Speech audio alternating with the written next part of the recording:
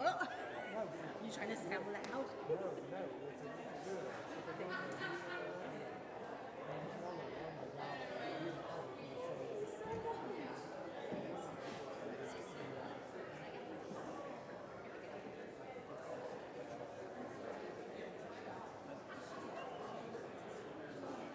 I was just wondering how we get the endless inside people at first. But then you're right.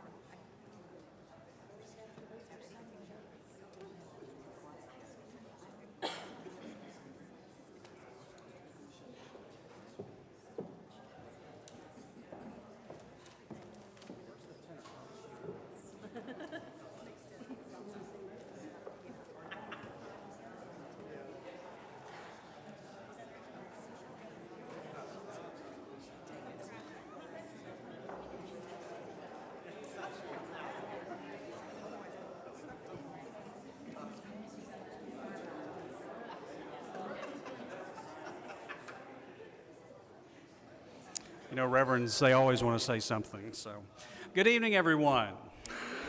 I'm Reverend Mark of MCC of Our Redeemer, and we are so glad to have you here tonight. We want to welcome everybody watching online, and we are thoroughly pleased to have once again our song here in concert, and we appreciate y'all making the trip. Y'all came from what, Macon? Is that what? Macon today? Well, hopefully we're a little bit better than Macon was. I mean, we got the rain out there for you. That was just for y'all, all right? So we appreciate you being here tonight. If you would like, and you haven't already, if you want to scan the QR code that is up there on the screen, that'll give you our virtual program for this evening. And we're delighted to have each and every one of you tonight. I'm going to shut up and get out the way because you didn't come here to hear me. If you were here to hear me, just come tomorrow morning and shameless plug. But Robert, so glad to have you and your whole crew. They all sounded fabulous a few minutes ago when you were warming up. and we're excited to have you at MCC. Would you make them welcome tonight?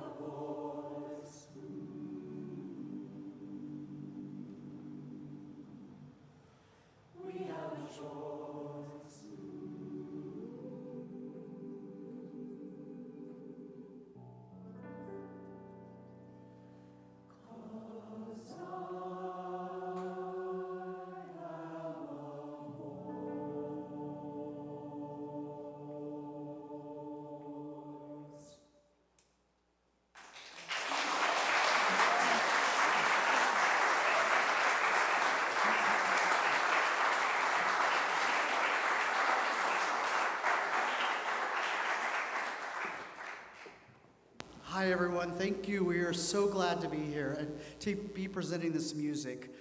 Tonight, we are celebrating the life of Polly Murray, and the first 5 songs that we're going to sing are kind of a general kind of look at things in Polly's life. And then the last hour, we'll be doing a long extended work called Sincerely Yours, Polly Murray. The first piece you just heard, A Beautiful Noise, by Brandy Carlisle and like 75 people, literally. No, Alicia Keys did not write it. Alicia Keys sang it. But yeah, sorry. But yeah, so Alicia Keys and Brandy Carlisle made it famous if you saw it 3 or 4 years ago. It was very important for Murray to have their voice heard, and we've tried to honor that with that song. The next piece we're going to be doing is called The March. It's from Suff's musical. And part of this is an important part of the story is the first march on Washington was by women for voting rights, and the musical Suff celebrates that. As part of the story, though, Polly Murray wouldn't have been allowed to be in that march because they were African American and only white folks were allowed to do it. But we're celebrating the right that ended up to vote and that Murray ended up supporting. So the sopranos and altos are going to stand up and sing March.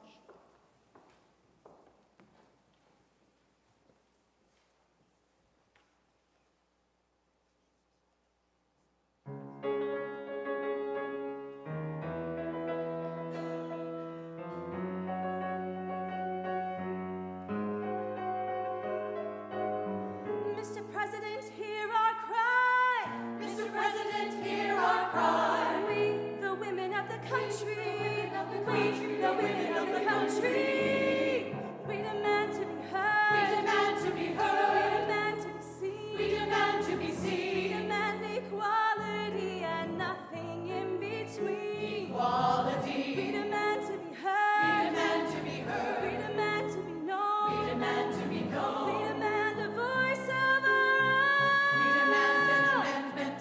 We demand an amendment. We demand an amendment. We demand an amendment.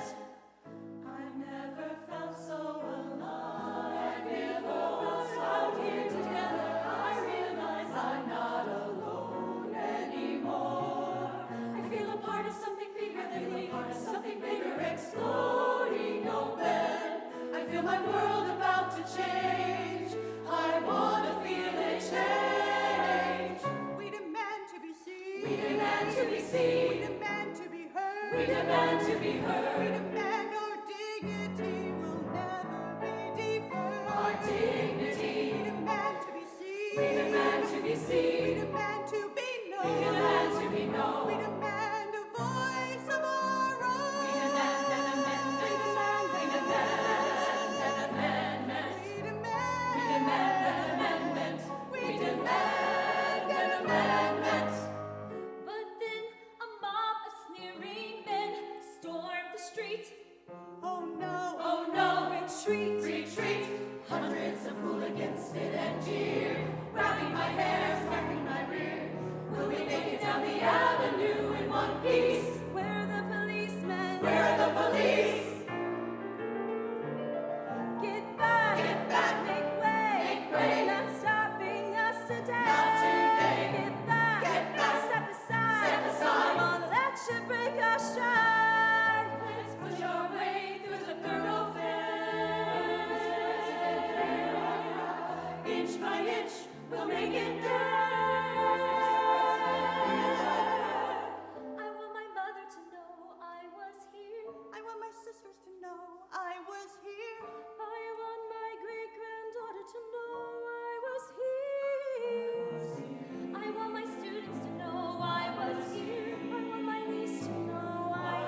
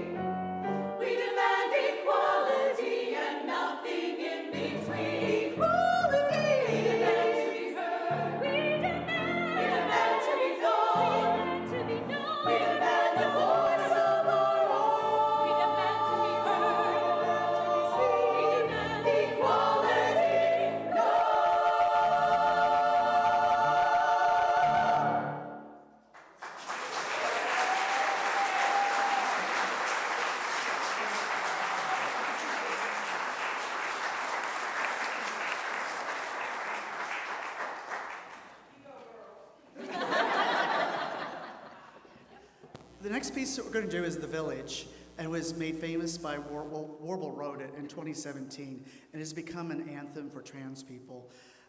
It is a story of being different and not being accepted.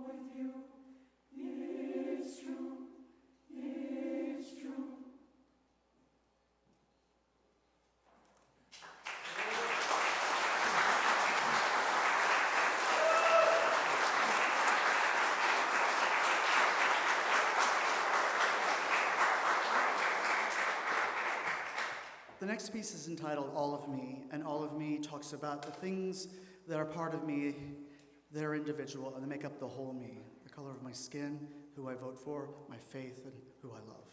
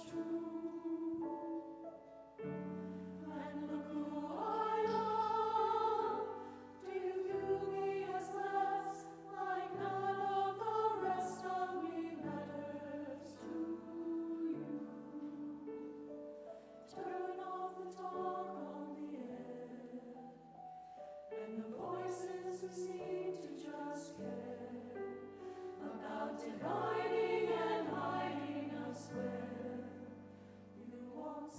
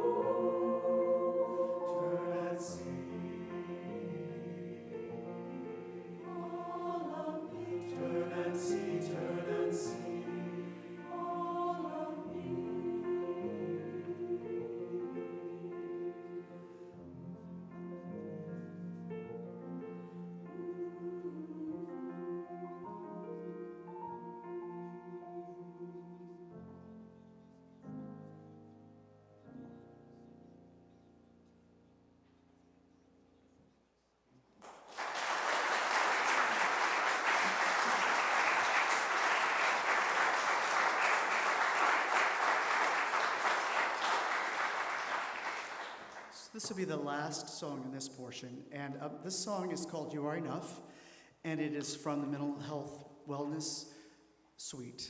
And Marie's dealt with mental health issues a lot of their life, and so honoring that, we're singing this. You can also find information in the program if that's anything that you are looking at in the world.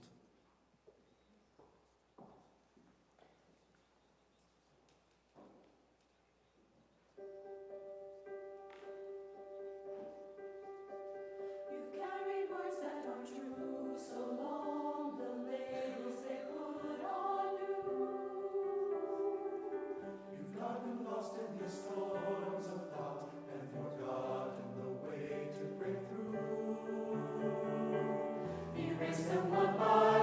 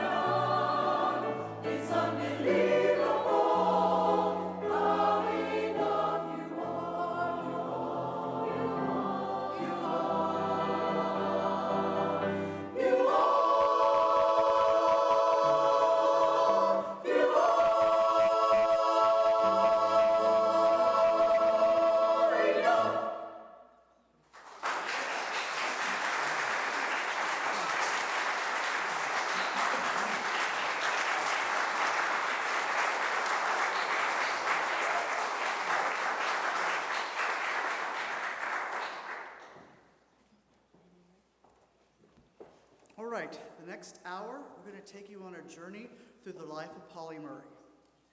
Polly Murray is lived an amazing life, and still is amongst us today. So we're very excited to tell this. We'd like to welcome Valea Woodward. Did I mess it up? Yes. and Amani Clanton as our narrators.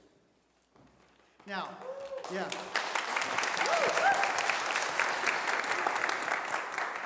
I invite you, if you like something, to applaud afterwards and enjoy it. And we'll just go on this ride together, all right? Sincerely yours, Polly Murray.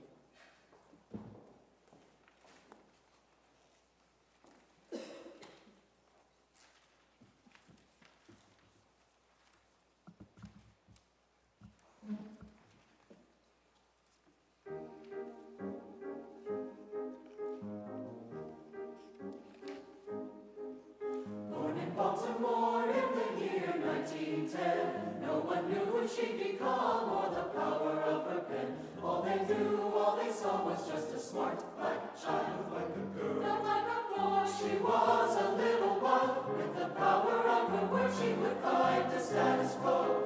But being black and female made them going slow. With her endless energy, she did great things, even as she suffered from racism seas.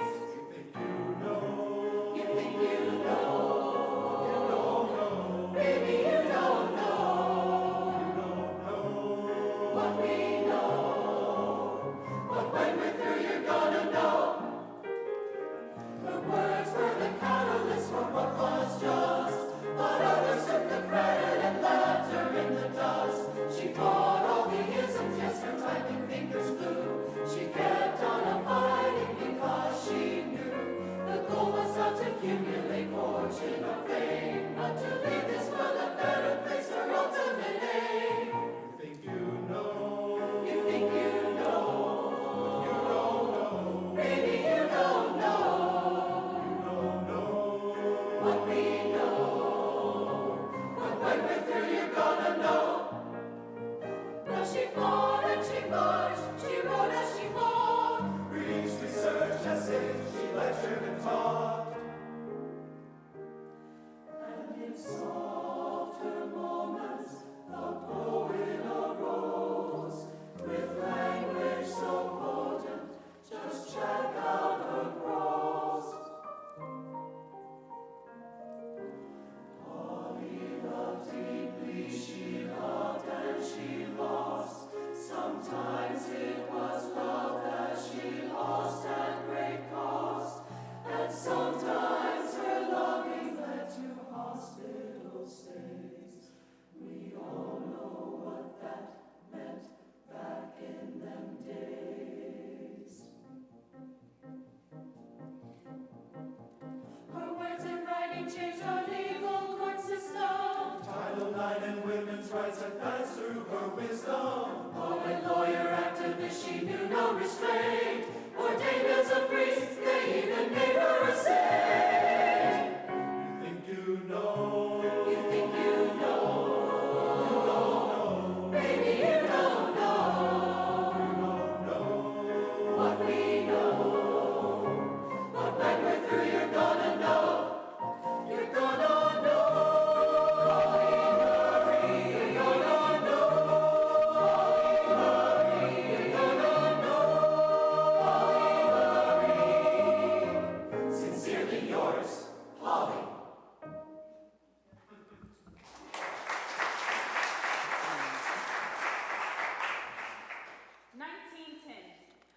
The suffragette movement was in full force.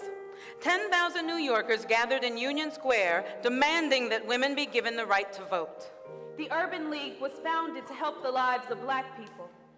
James Shepherd started the first college for black students in the state of North Carolina, on the tail of the founding of the NAACP. And in 1910, Polly Murray, whose birth name was Anna Pauline, was born in Baltimore, Maryland. Polly's mother died 4 years later, not long after giving birth to her sixth child. Her father, having a full mental breakdown, was institutionalized. So Polly was adopted by her Aunt Pauline. Whom she was named for. Aunt Pauline took her to Durham, North Carolina to live. All throughout her life, Polly never felt terribly feminine. She felt she had been born in the wrong body, the wrong gender. And most times, secretly, I agreed with her. I would watch my little niece ripping and running through the neighborhood, holding her own with all the little boys, attacking every situation with strength and confidence. And words!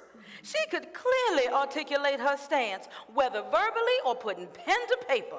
Polly knew exactly what to say. But the one thing that took all of Aunt Pauline's strength and confidence was to get Polly to wear a dress. After all, it was 1918. Finally, we struck an agreement. I would allow Polly to wear boys' clothes all throughout the week. She could even wear them to school. But on Sundays, when she went to church in front of God and everyone, Polly had to wear a dress.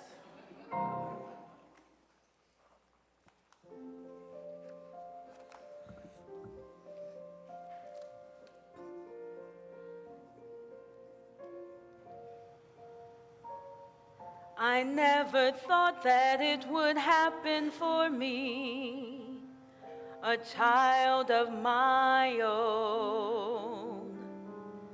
I always thought I'd live my life childless and alone. Then Polly came into my life, a joy from the start, vexing at times and really stubborn to boot. That's what stole my heart. This girl, this boy has entered my life, my boy girl, this child divine. Will you grow to be who you're destined to be?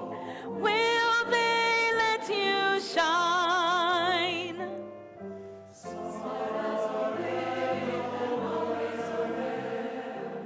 Such a joy to see, so witty and thoughtful and curious too. Funny, they named her for me. Just like a top that never stops, she will not be confined. Running and jumping and flying about, she can never be defined. This girl, this boy has entered my life. This boy girl, my child divine. Will you grow to be who you're destined to be? Will they let you shine? But this world won't see the intelligent, headstrong person I see. They'll see Polly in their own narrow view, calling Polly a mannish, uppity, colored gal. I fear they'll contain her. Restrain her. They'll try to control her. Stop her.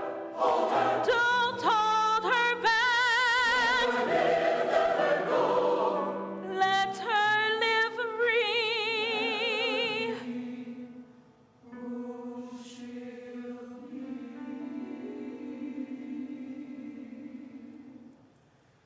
This girl, this boy, This precious child, this boy, my boy girl Polly,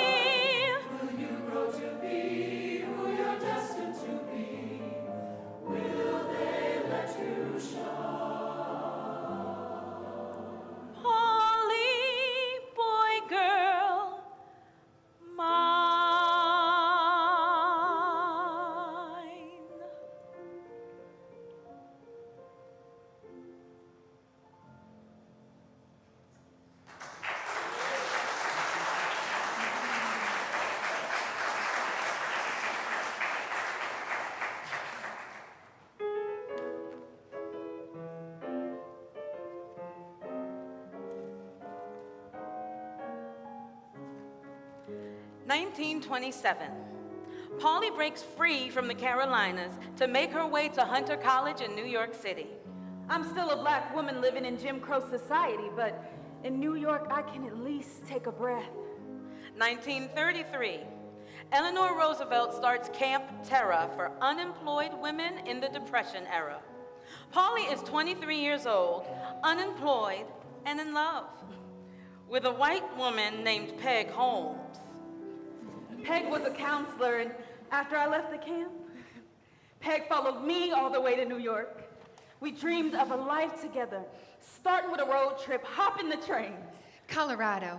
California. Nebraska. Nebraska. Why not?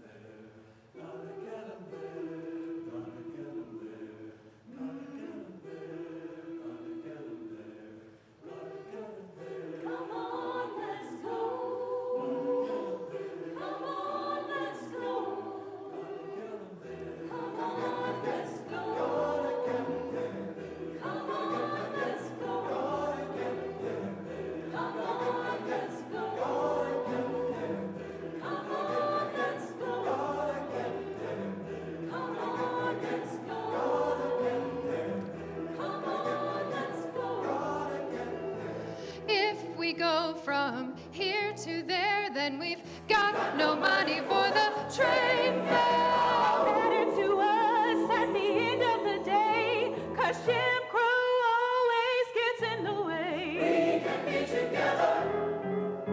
We'll dress in a manner that we enjoy.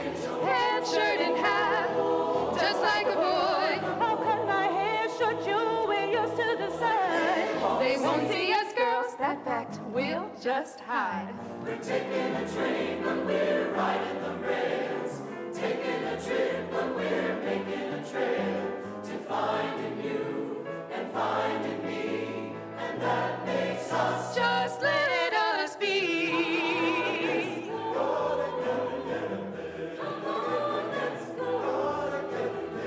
We'll nab a freight train, I'll show you how. Grab my hand first, run and jump on out. Just settle in and let the train sway. Then shout hooray, 'cause we're on our way. We're taking a train, but we're riding the rails. Taking a trip, but we're making a trail to finding you and finding me. And that makes us Just let us be. What's in Nebraska? What's there that's not here? farms and cornfields and space, quite a lot of space. We can be by ourselves and do what we like. I wouldn't mind that. Could we make a life for ourselves out in Nebraska? I'm afraid to think it could happen. Going to Pittsburgh and on to Cincinnati. Peg's the love of my life, and I want her to know my love, my dreams. How much can I show? Des Moines to Omaha, Nebraska. Our harmony show. She has to admit so many things in common. We're a perfect fit. Everything is happening so fast. I want to make the memories last. We have a chance to be free.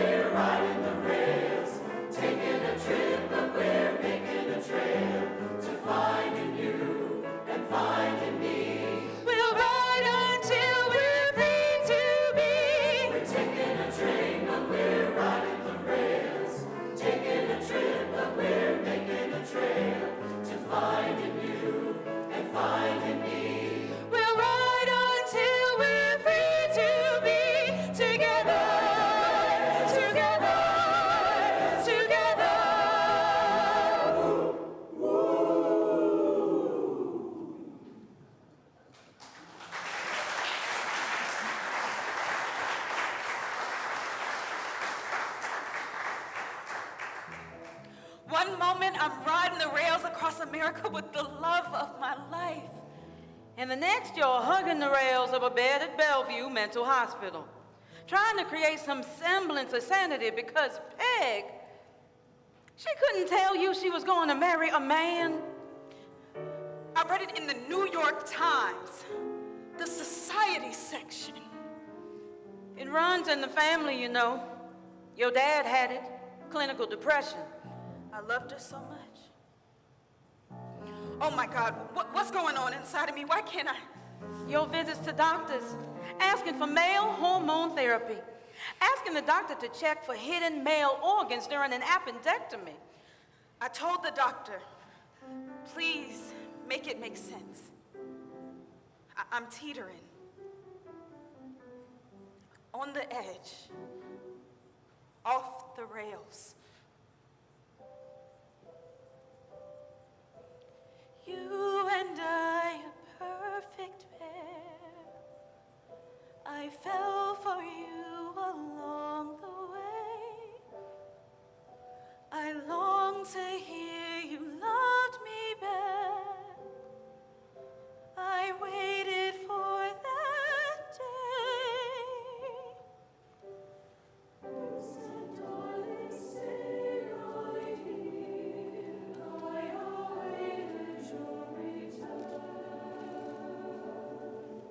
I barely breathed, I didn't dare, but oh, how much I yearned.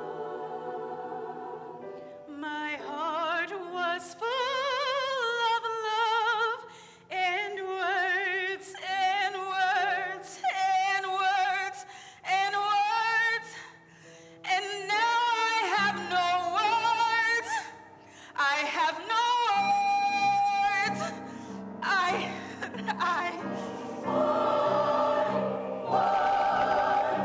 had such dreams. We had such dreams. My insides don't match my outside. My outsides don't match what's in. Male head, male brain, female-ish body, unbearable girl who would have been a boy, refused the hearts of each. Can you help me? Can you embrace the male me? Can you set me free? We had a taste, we could have been free. If I were a man, she'd have married me. Look out, what do you see? Bring it out. Can you find me? Set me free.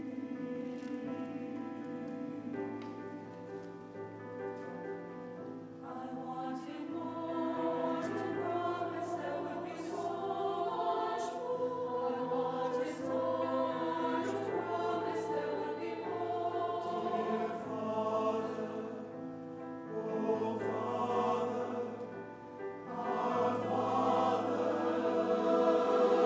who art in heaven, why have you forsaken me? One of nature's experiments. What have you done to me? Why do I fall for the female sex? One of nature's experiments would have been a boy who's fused with parts of each. Male head, male brain, female-ish body, unbearable pain.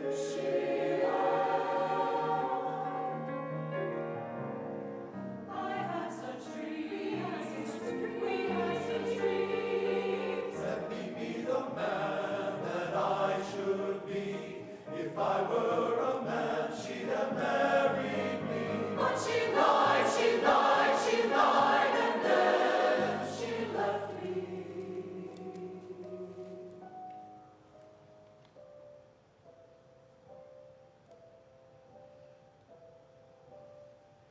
My heart is broken into pieces. I can't make up, I cannot find the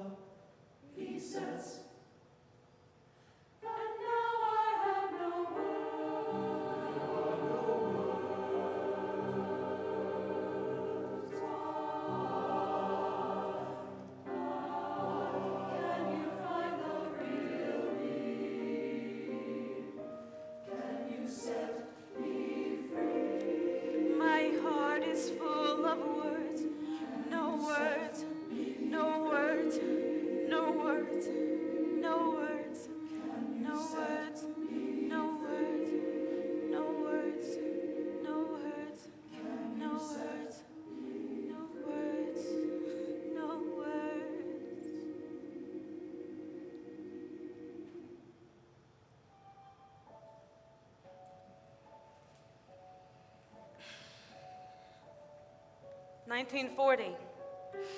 Polly and a black friend, Adeline McBean, were arrested and jailed for refusing to move to the back of a bus on their way home for Easter vacation. The seat in the back was broken. Besides, I will always take the opportunity to protest in the name of justice when the event calls me to do so. I received an arrest telegram sent collect to Mrs. Pauline Dane. Easter greetings. Stop. Arrested. Stop. Don't worry. Stop. Polly. Polly was arrested 15 years before Rosa Parks sat in the front of a bus and sparked the Montgomery bus boycott. Keep your eyes on the prize, hold on. Paul and Silas bound in jail, had no money for to go there. Keep your eyes on the prize, hold on. Paul and Silas began to shout, the jail doors opened and they walked out. Keep your eyes on the prize, hold on, hold on, hold on, hold on. Keep your eyes on the prize, hold on, hold on. Know the first things we did right was the day we had to fight. Keep your eyes on the prize, Hold on, hold on. The only thing that we did wrong was staying in the wilderness for too long. keep your eyes on the prize. Hold on, hold on, hold on, hold on. Keep your eyes on the prize. Hold on. Ain't but one chain that we can't stand. That's the chain of a hand in hand. Keep your but one eyes chain that we on can't the stand. prize. That's the Hold chain on. of a hand in hand. Keep your but one eyes chain on that we the can't stand. prize. That's the Hold chain on. of a journeying hand. Keep your but one eyes chain on that we the can't stand. prize. You got to hold Chain on. of a journeying hand. Eyes keeping on the prize. Eyes on the prize. You got to hold on. Eyes keeping on the prize. Eyes on the prize. You got to hold on. Eyes keeping on the prize. Eyes on the prize. You got to hold on. Eyes keeping on the prize. Eyes keeping Keep your eyes on the prize. Hold on, hold on, hold on, hold on. Keep your eyes on the prize. Keep your eyes on the prize. Keep your eyes on the prize.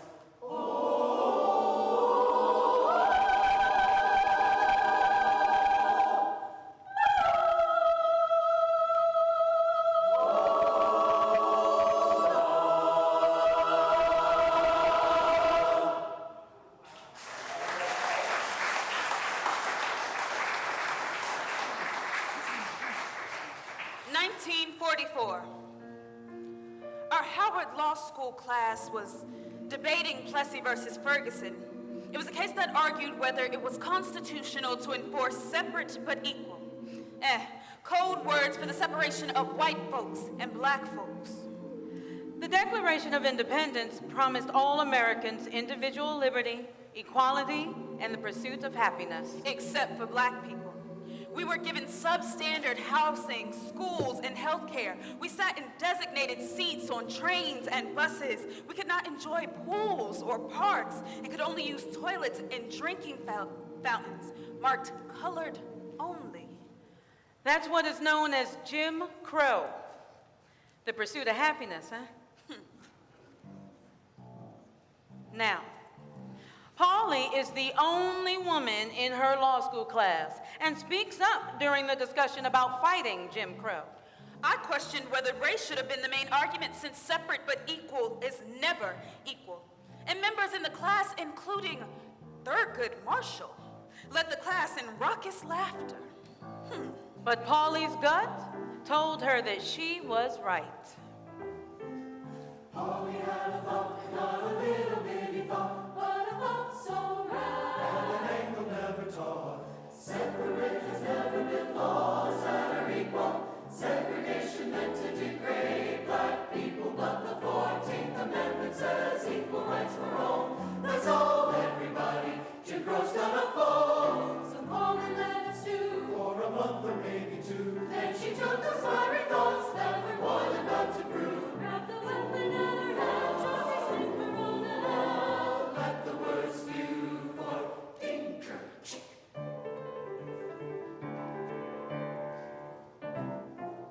Let the words spew, tell them what they need to know. Let the words spew, let your genius mind flow. Let the words spew, evil one by blow. Go on, Polly had enough of Jim Crow. Rico, the approach is all wrong. We can't advance our rights with the same old song. We need a legal lexicon that's bold and brave. Equality for all that includes former slaves. In the 14th, I could make a plausible case that the language is across the board, not just about race. No person may be set aside or marked inferior. But this legislation tipped the scales to keep whites superior. Plessy and Jim Crow distort the laws of this land and are reliably productive, aiding racist demands. Kept from housing, Solid education, and health, full wage jobs, and get alone. unable to build wealth. Impossible to dredge our way out of the system. Keeps us black serving as perpetual victims. When Negroes live each day in these real molestations, trauma is imbued from generation to generation.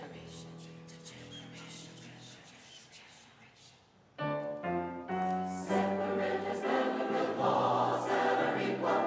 Segregation meant to degrade black people, but the 14th Amendment says equal rights for all. That's all, everybody. Jim Crow's gonna fall. Let the words spew, tell them what they need to know. Let the words spew, let your genius mind flow. Let the words spew, evil all by blow.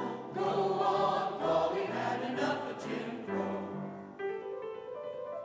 Polly's lightning finger soon devised a different song about Plessy versus Ferguson and what went wrong. The case must be overturned, a race made kaput. That's the only way we'll give the boot to Jim Crow's foot. Professor Robinson, I'll bet you $10 that Plessy versus Ferguson will be overturned as unconstitutional within 25 years. Polly, you've got yourself a bet. Opposition to an idea that I care deeply about always aroused my latent mule-headedness.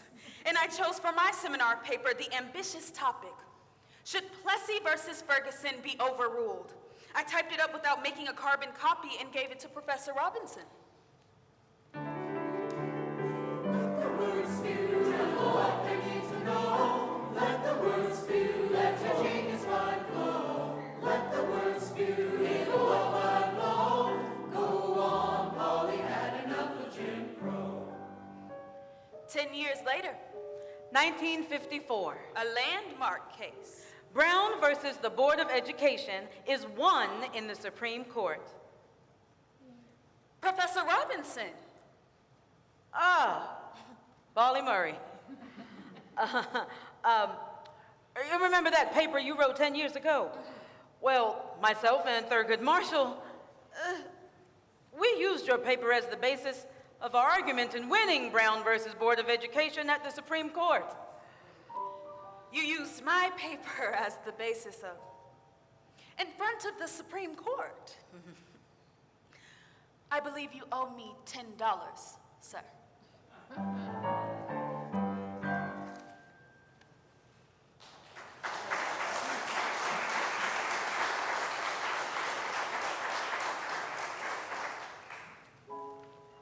Friendships don't always start off in a positive light. Take my friendship with Eleanor Roosevelt. You called her Eleanor? It didn't start that way. 1938. I wrote a terse letter to President Roosevelt and First Lady Eleanor Roosevelt, chastising them for their lack of support in protesting racial segregation in the South. I'm sure that went over well. I called it confrontation by typewriter. But Eleanor responded, and I realized I had a direct line to the president's ear on issues pertaining to black people. I had no idea we would become good friends. Nearly 30 years. I would visit Eleanor at her New York City apartment and spend weekends at her cottage in Hyde Park. Pittsburgh's finest black newspaper, the Pittsburgh Courier. Dateline June 2nd, 1944. Flowers, a huge bouquet of them, delivered to the Howard University commencement. They were from Mrs. Eleanor Roosevelt and delivered to brilliant and strong-willed Pauli Murray, graduate cum laude. But the high point of graduation weekend was tea shared at the White House with Aunt Pauline and Mrs. Roosevelt. The usual reward for the top Howard student was a prestigious fellowship at Harvard University. So I applied for admission to Harvard Law School, but was rejected. They wrote, "You are not of the sex entitled to be admitted to Harvard Law School." This response, even though President Roosevelt, an alumnus, wrote a letter to Harvard on Pauli's behalf. And I wrote that my white great-grandfather was a Harvard graduate, thus establishing me as a legacy student. Harvard held fast on the principle that Pauli was of the wrong sex. Gentlemen, I would gladly change my sex, but since the way has not been revealed, I have no recourse but to appeal you to change your mind. Are you to tell me that one is as difficult as the other? Sincerely yours, Pauli Murray. Harvard may have rejected me, but Berkeley Law School did not. I passed the bar exam in 1945.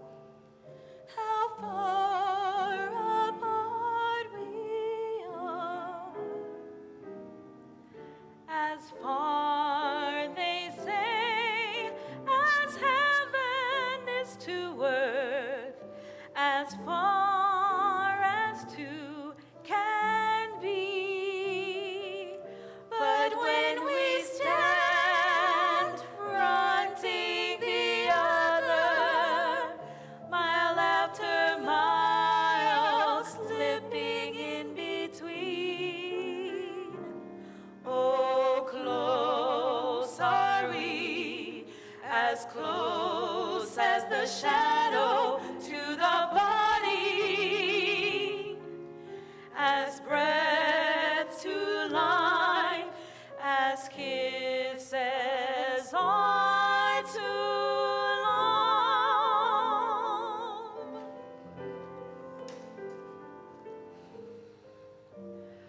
"11 years after passing the bar, I accepted a job at a prestigious law firm in New York City.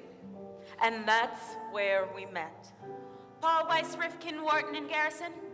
Her name was Irene Barlow. Yes, Miss Pauli Murray is a new lawyer with the litigation department. Irene was the office manager. Miss Murray is out on a case at this moment. May I take a message? She was in her early 40s, tall, slender. When her hand touched my hand, Your mail-in messages? I knew. We knew. She was my soulmate, spiritually, intellectually. The chemistry of our friendship produced sparks of sheer joy. Renee, who Pauli's journals referenced only as R, code in a time when being out was impossible. We lived our relationship hidden from friends and family, navigating a time when homosexuality was dangerous, was considered a mental illness. Our letters, the only witness to our love and life together.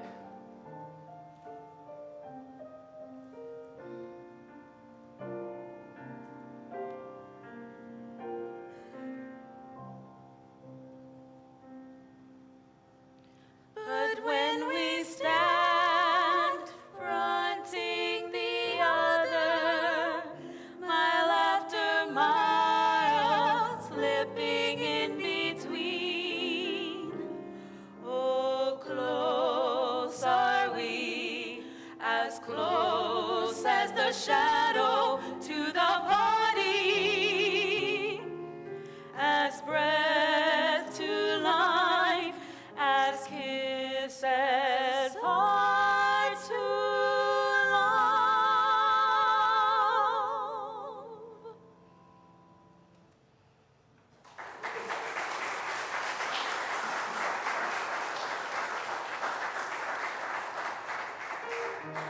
George Wallace Jr., Alabama politician and judge, served as governor for 4 long terms.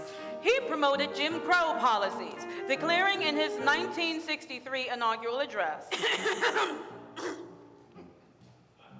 Segregation now, segregation tomorrow, and segregation forever.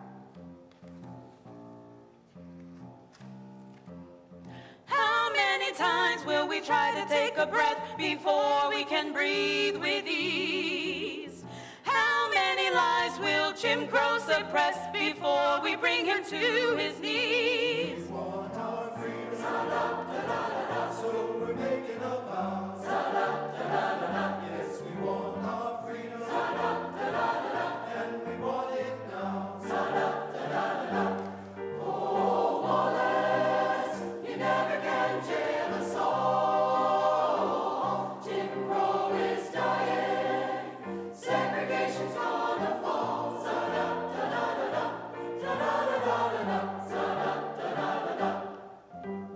For 3 decades, Polly had been on the front lines, protesting and marching. But by the early 1960s, Polly led from behind. Her typing fingers flew her legislative research expand. And as a teacher, she inspired young activists now on the front lines.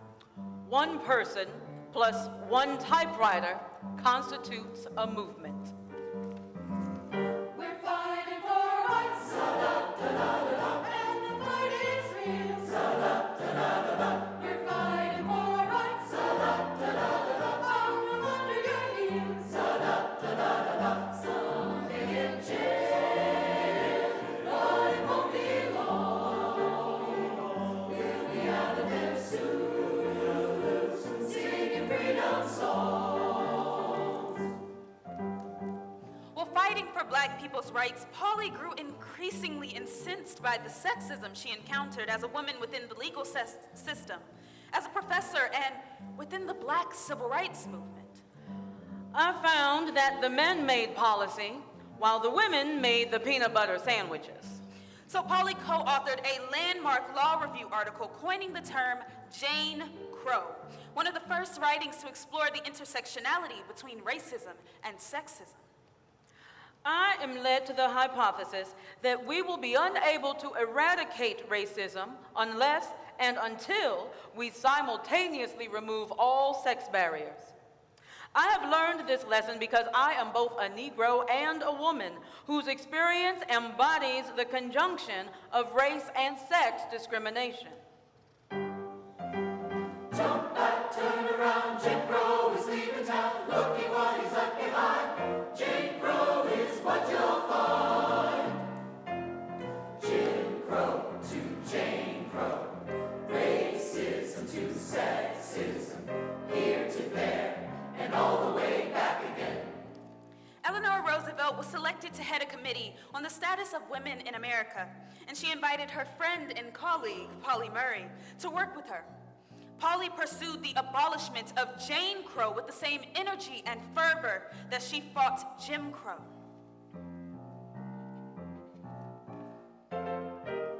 I fight the good fight and I turn around. Another battle and I get knocked down. It's not about race, not the color of our skin. It's our beauty and grace and original sin. President John F. Kennedy needed help as he considered his support of the Equal Rights Amendment. So he appointed me to document all laws in every state of the nation that discriminate against women on the basis of gender. I'm getting up to fight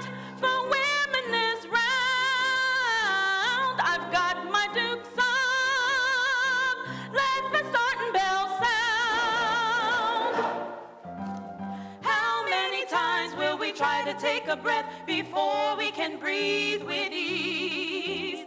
How many lies will Jane Crow suppress before we bring her to her knees?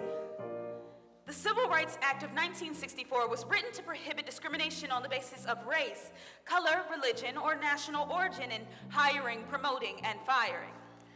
Due to the shenanigans of a congressman who didn't want the Civil Rights Bill to pass, the word sex was added at the last minute to include protections for women. The congressman was pretty sure that majority of the House and Senate, being 99% male, would never vote to pass the bill once sex was included in the list of prohibited discriminations. After all, this was 1964. Every man on the face of the earth knew that a woman's place was in the kitchen, in the church pew, or in the bedroom. Under a thumb, under a foot, always deny, always refute, like an old boys club, tear down, uproot, hit with a strap, kicked with a boot. This was a big moment for women organizers who held their breath.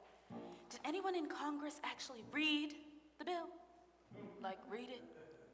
Title VII of the 1964 Civil Rights Act Passed, which meant that discrimination was against the law on the basis of race, color, religion, national origin, and sex.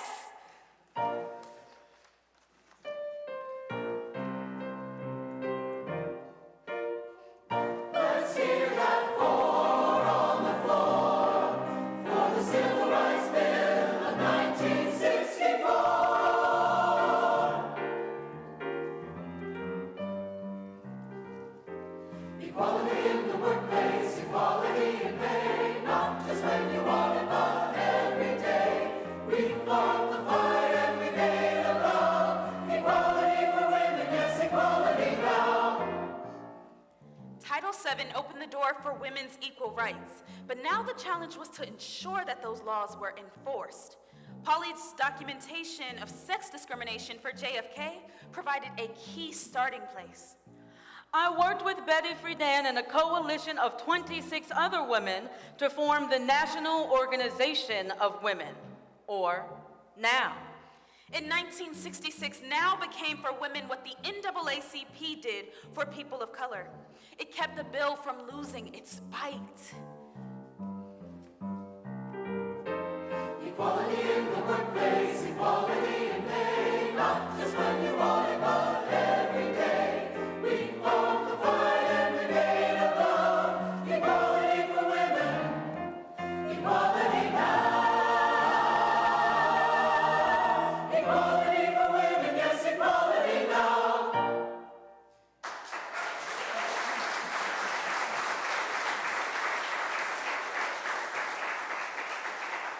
1968, Reverend Dr. Martin Luther King Jr. is killed, and Polly's Dark Testament poem is read at a memorial service. Sparking the publication of my book of poetry by the same name. 1968, Polly accepted a professorship at Brandeis University. I taught classes in American civilization, legal studies, African American studies, and women, gender, and sexuality studies. Renee was my right hand, helping to organize my papers, household affairs, and writings. 1970, The Beatles split up. The Kent State shootings. Nixon signed into law an amendment to the Voting Rights Act, lowering the age to 18. 1971. My Renee is diagnosed with breast cancer. The surgery bought us some time until the brain tumor when Renee lost the use of her right arm. 1973. Billie Jean King defeats Bobby Riggs on the tennis court in the Battle of the Sexes. Watergate investigations. Roe versus Wade is decided, making abortions legal. 1973. Irene Barlow, my Renee, passed from this world. I read her the psalms and prayers of our faith to ease my beloved's transition into the next life. Journal. Thursday, March 21st, 1973. Bereavement has been acute. I can never again regain what I have lost in this finite life. I am raging in my agony, arguing with God, shaking my fist.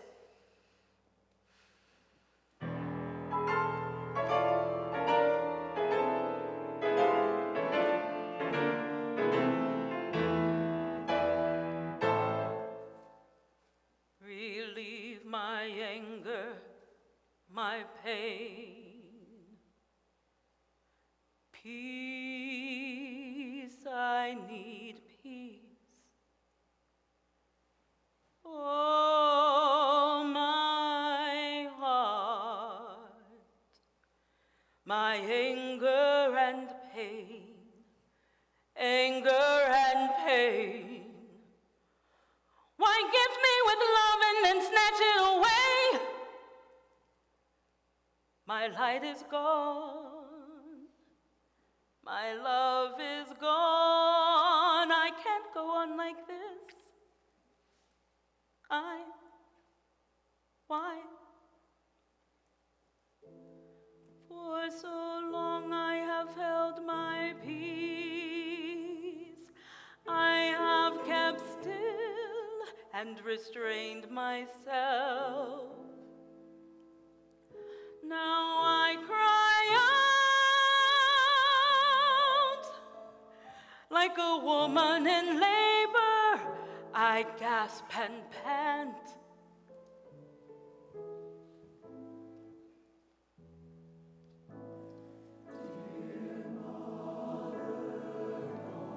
Dear Father God, and the Holy Spirit, hear me calling to you.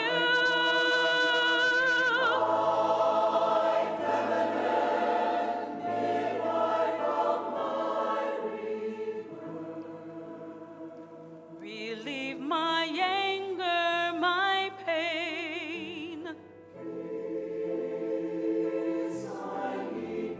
From my heart.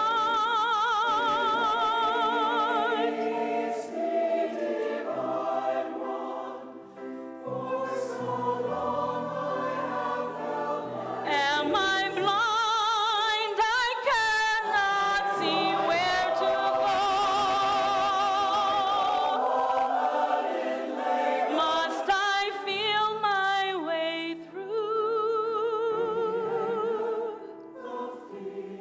Oh, divine one, I cry and I long for you.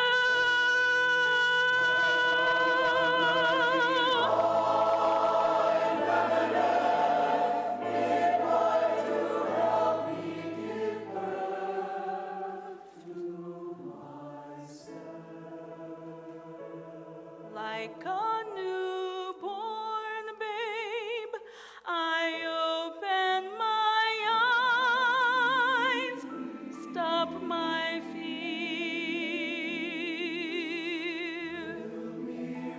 Fill me with light,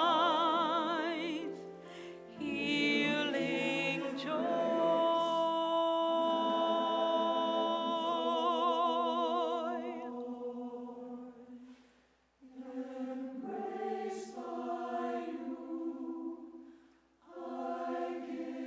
Make me whole.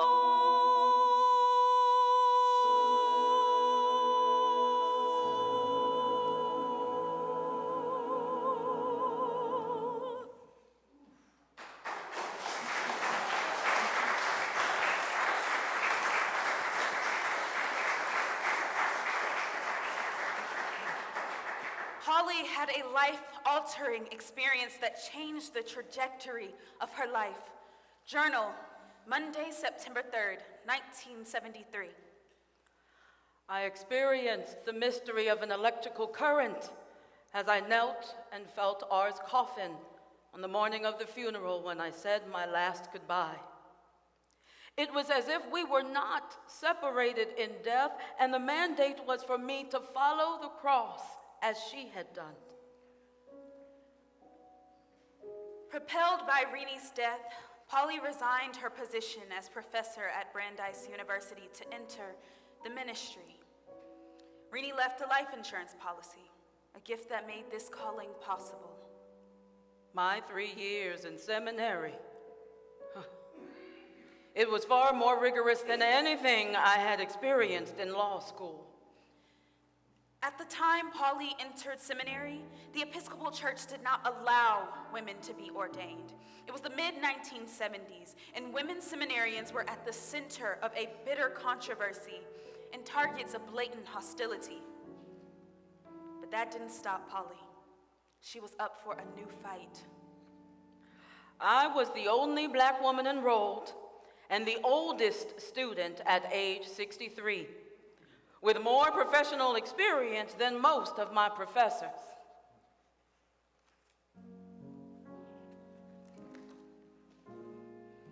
September 1976. Years of male obstructionism finally gave way to the approval of the ordination of women in the Episcopalian Church weeks after Polly's graduation. Christmas letter, December 1976. On January 8th, 1977, I would like to share the reaffirmation of my faith with all of you at my ordination as an Episcopal priest. Sincerely yours, Polly. Polly was ordained at the National Cathedral in Washington, D.C. as one of the first women and the first black woman ordained in the Episcopal Church. It was a bitter cold morning, but more than 3,000 people showed up. I was the last to be consecrated, and as the bishop placed his hands on my forehead, the sun broke through the clouds and sent rainbow light through the stained glass windows. I served as a priest for 8 years, discovering new ways to serve humanity. Polly passed on July 1st, 1985, just before completing her second autobiography, Song in a Weary Throat. Her wish was to be buried next to her soulmate, Irene Barlow, and Aunt Pauline shares their gravestone. Poet, activist, writer, lawyer, teacher, rebel, friend, priest, and saint. Polly was the spark, collaborating to bring about change in America. One person, this boy-girl who laid the foundation for our continued work for social change and equity. Polly Murray's story is not a story that lives in the past. Here is a story that continues today. Say her name, share her story.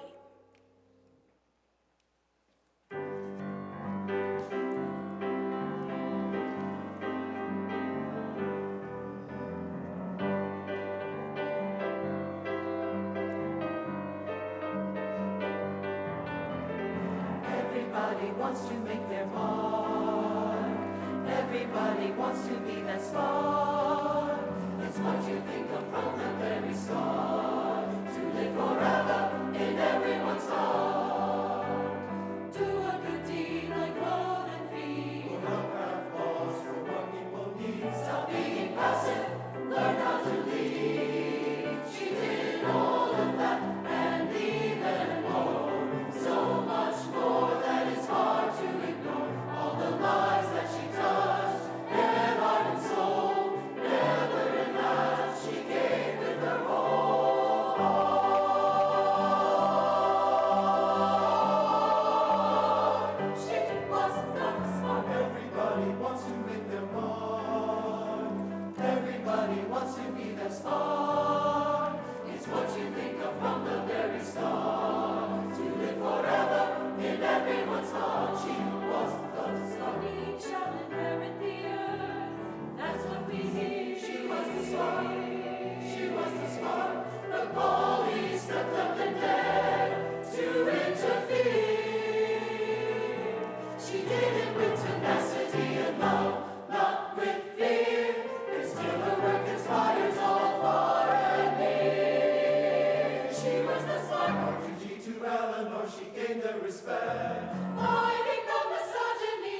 aimed at her sex. She broke down barriers, built bridges where she could. On the rock of equality and faith is where she stood. In your face, she made it her purpose. She made this her case. Poet, lawyer, activist, she knew no restraint. Ordained as a priest, they even made her a saint. And now you know. Holy Marie, Jesus born. Holy Marie, Jesus born. Holy Marie. So ask yourself this question. Now what needs to be done to make this world better before the setting of your sun? Don't leave this world with your work undone. And now you know. Holy Marie, Jesus born. Holy Marie, Jesus born. Holy Marie, Jesus born. Holy Marie, Jesus born. Be as born. Be as born. Be as born. Be as born. Be as born.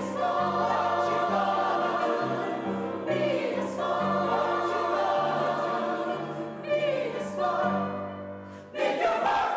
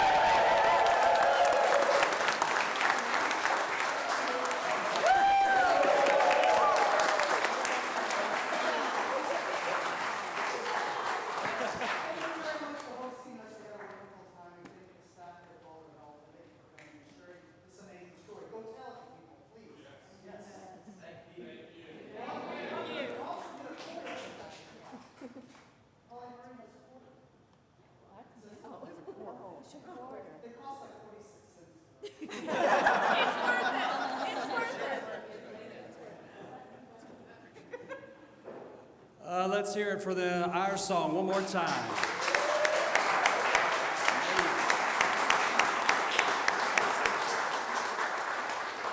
Real quick before we head out tonight, as you know, this was a free concert, but there's no such thing as bringing it to you for free. Our song is a 501c3 organization, and they didn't ask for anything before they came. They didn't ask for an advance of $1,000, $2,000, $10,000 or anything. Although Robert did text me and said to slide it into his pocket later, so y'all hit him up for dinner. No, just kidding. If you came prepared tonight, we want to make it available to you to give either cash, or if you would like to Venmo the church, you can do that. Make sure you specifically put down that it is for Our Song, or you can donate on their website, oursongatlanta.org. I got that right? And you can support them there. You may want to support them additionally. There will be a basket on your way out tonight. Please drop your cash there, or like I said, if you would like to Venmo the church or PayPal, be sure to mark it as Our Song when you go to check out there. Otherwise, it goes into the Buy Pastor More Tea Fund, Hot Tea and Honey Fund for potluck Sundays. Or the Cigar Fund. We have one of those too. No, I'm just kidding. But I know many of you didn't prepare for that. Some people did and asked if they could give tonight. Of course, you can come to church and always give, right? We always have a basket ready somewhere. So if you'd like to do that, or if you're one of those people that carries around checks, you can write it out to the church and we will send them one big check, all right? So did you have anything else, Robert? Thank you. Appreciate it. Thank you so much for being here. It's good to have Dr. Ramayu here from Augusta University. Thank you for being here and in attendance, and so good. Yeah, go ahead. If you really, really liked it, we're doing it again Saturday at 7 p.m. at St. Luke's Episcopal Church in Atlanta, and again at 3 p.m. Sunday afternoon, May 18th. Afterwards, there's going to be a talk back live with Rosita, the niece of Polly Murray, the composer Steve Malloy, Jane Ramsmeyer Miller, the dramaturg, and myself. It'll be a half-hour talk afterwards to talk about the creative process of it. We're only the second organization to perform it. It was premiered like a month ago or so, and then we're the second one, so we're really excited about the project, and we're glad to be part of the commissioning of it. Well, thank you again for being here. For all of our MCCers, I expect you here at 10 o'clock for Coffee Club in the morning and another riveting day. Y'all have a beautiful evening. Let's again give them some love for making the trip. Thank y'all for being here.